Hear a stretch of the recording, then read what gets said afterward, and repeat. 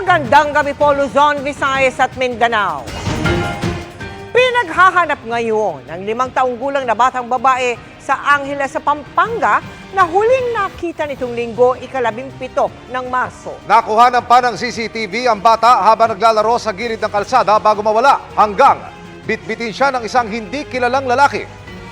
Labis ang pag-aalala ng nanay ng bata na nanawagang ibalik na ang kanyang anak.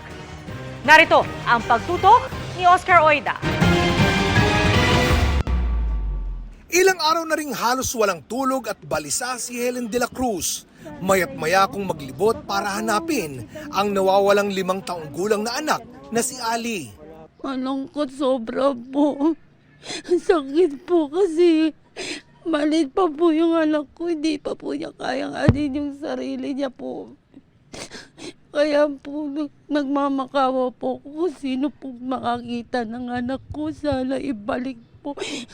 Kasi po masakit po na nawala po yung anak ko dito sa bahay po. March 17 ng umaga nang maiwan si Ali sa pangalaga ng kanyang lola sa bahay nila sa Barangay Balibago, Angeles City. Humingi po siya ng pagkain. Ngayon, sabi ko, sandali, magsasangag ako.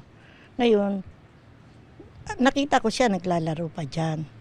Nung may itinapon akong kaprasong plastic sa basurahan. Napansin ko bukas yung gate.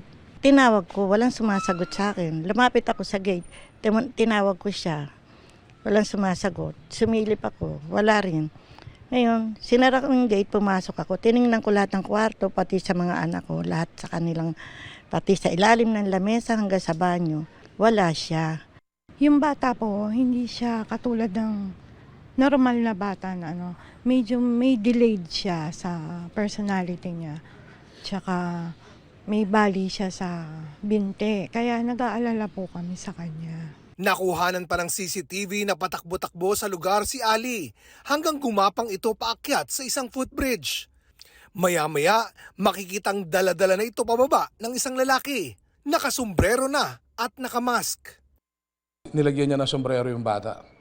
Based on the footages na CCTV, papunta, isinakay yung bata, isang lalaki, kumuha sa bata, isakay sa jeep, papunta sa station, yung papunta sa doon sa may station 1. So from there, may binabaan na isang place ulit, sumakay ulit ng So doon nagbabak ulit kami ng CCTV saan niya dinala yung bata. Pangako ng pulisya, di sila titigil sa paghahanap kay Ali at panawagan nila sa nakuha ng may bitbit sa bata. Kung maganda intention niya, baka yung bata nakita niya na naglalakad, walang kasama, pwede pong pakisoli na po sa malapit na police station, barangay.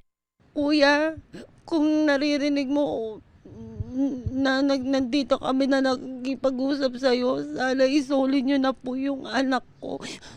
Maawa naman po kayo, sana bibalik niyo na po sa amin yung bata.